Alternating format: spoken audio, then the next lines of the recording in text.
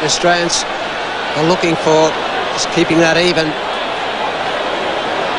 And one boundary will do all the trick here for the Australians. What's in their favour is this wicket that's coming through pretty well, but the shorties boundaries too, around the ground, straight on, square of the wicket. Pretty hard to protect when you're bowling. And a real buzz around the ground as we come up to the last ball of the penultimate over. Faces which don't seem all that optimistic. Well, they're pretty concerned faces, aren't they? Just a few overs ago, they were all smiles and all cheers, as you would be. And it's amazing how quick it changes.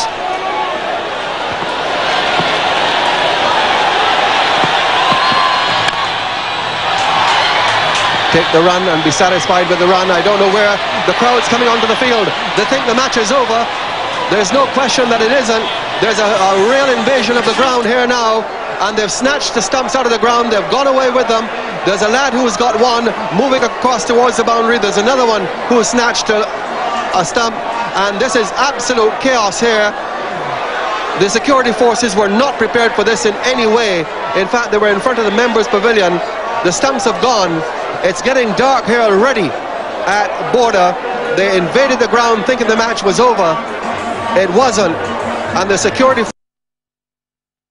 kept absolutely unawares. One of the stumps has been retrieved. There are no stumps down at this end. Two have been retrieved, and I think they've got all three now. Well, this isn't doing the Australian batsmen any favours either, Tony, because the light out there is failing at the moment. It looks good on your screen there because the cameras pick up extra light, but it is getting rather dark. It just upsets the concentration as well. Steve Waugh would be fired up. And Keith Atherton, he's got the burden on his hands. 6 runs to win off the last over. And Keith Atherton, who just had the 1 over previously for 8 runs, has to bowl it. The West Indies handicapped by the injury to Phil Simmons, which forced him off the field after he had bowled 4 overs. Now, everything is settled, if not quiet. And here's the last over. 6 needed for Australia.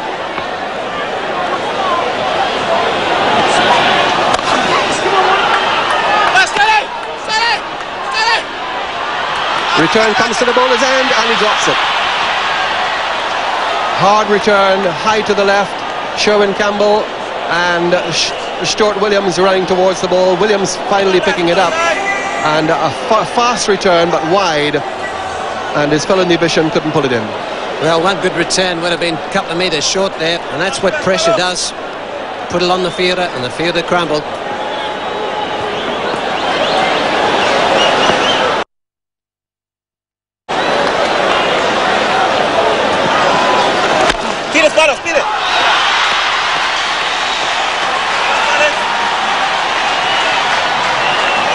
Still 4 runs required.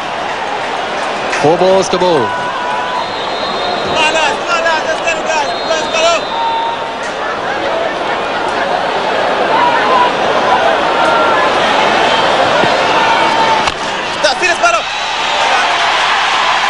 Tension mounts. 4 runs off 3 balls.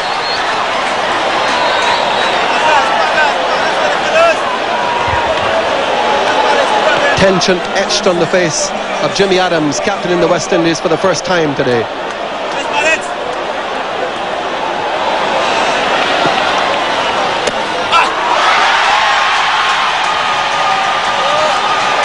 Absolute sensation.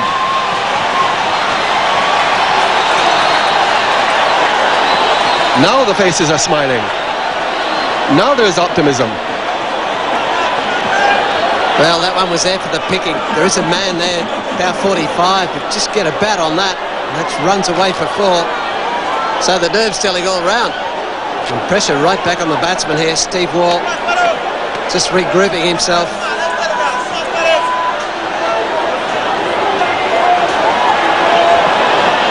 Two balls remain. 4 to win.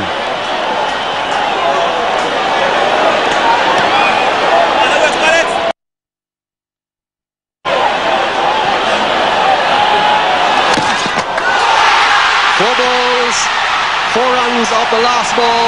This is a sensational last over from Keith Arthurton. The crowd's besides itself. Well, Steve Waugh can't believe it.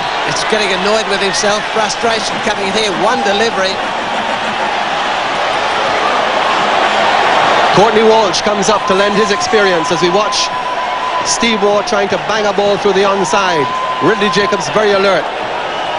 Courtney Walsh, who's been through so many one-day internationals, led the West Indies with success, has come up from his position at short fine leg to have a word with Jimmy Adams. The keeper has gone back, Ridley Jacobs.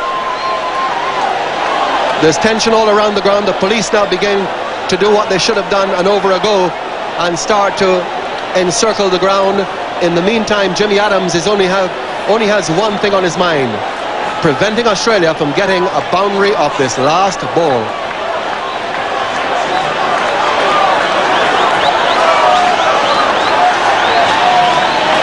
It is becoming darker and darker.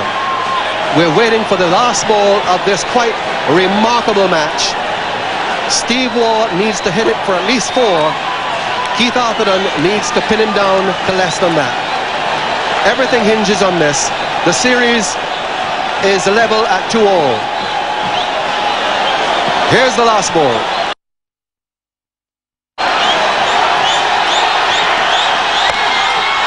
In the air, he doesn't get it. They've gone for 1, they'll come for 2. There's an invasion, and the return comes in. Madness here at Border. Absolute chaos. Someone's going to get injured out there. They're harassing the players.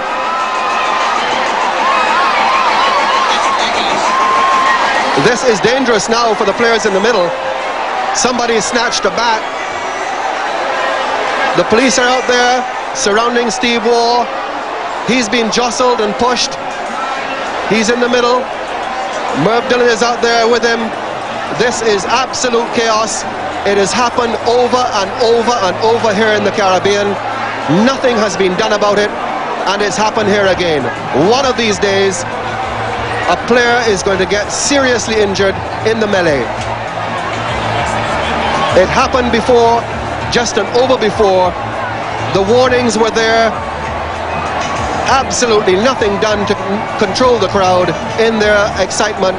In the meantime, the West Indies have won an extraordinary match by 1 run. 4 runs needed off the last ball. But who is to say what the match referee Raman Sabaro will determine this time? Let's have a look at the Australian wickets.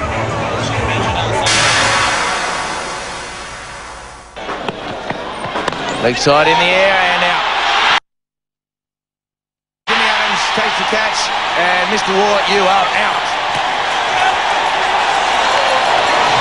And Tom Moody goes cheaply again. And what an amazing day's cricket. It started 3.5 hours late, the game.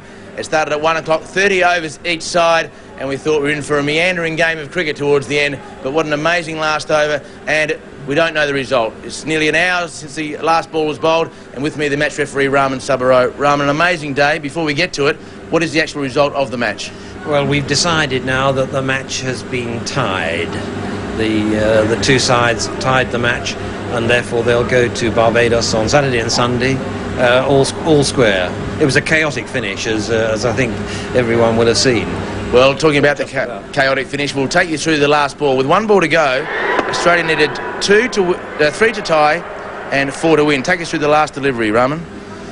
The last delivery was pulled away into the mid-wicket area, not desperately quickly, and they ran 1, and then they turned and ran the second one. A third really would have been very difficult, but as you can see, Steve is fighting his way down the wicket to get the third with all those people around him. The situation had become really quite impossible, but they had the third run, and that's something that actually influenced me considerably. And the other thing, of course, Raman, is that Keith Atherton went to take the stumps out of the ground, but there was no stumps there. They were already out of the ground and well on their way to somewhere in Georgetown. They'd already disappeared at the speed of light, yes. It's a great shame when we get situations like that, but if they do happen, I believe that cricket has got to be the winner, and we can't go off with any rancour that such and such a thing might have happened or might not have happened. I think when you get chaos like that, I think you've got to make sure that that common sense prevails, and I personally think that a tie is the right answer. Raman, you met with the two captains, the managers and everybody else involved out in the middle. What was the feeling at the end of your decision? The captains and the managers on both sides, they all shook hands and said, you know, well done, well played. I mean, they know what a circus it was at the finish, and I don't think anybody really wants to win a game like that. I don't think there are many West Indians who would want to win a game under those circumstances, but they were very gracious in the end, and Clive Lloyd and Jimmy Adams in his first game as captain, I think, they both shook hands in a very friendly way, so I was pleased at that. Well, Raman Saburo, the match referee, explaining what's happening there. It was an interesting game because 30 overs aside, and Australia restricted the West Indies to 173 for 5, and then with 6 balls to go, 1 over remaining, the West Indies, you thought they'd done their sums incorrectly because Phil Simmons had gone from the ground injured, and Keith Atherton had to bowl the last over to Steve Waugh, Australia needing 6. Steve Waugh hit the first ball for 2 and could not score off the next 4, and then needed that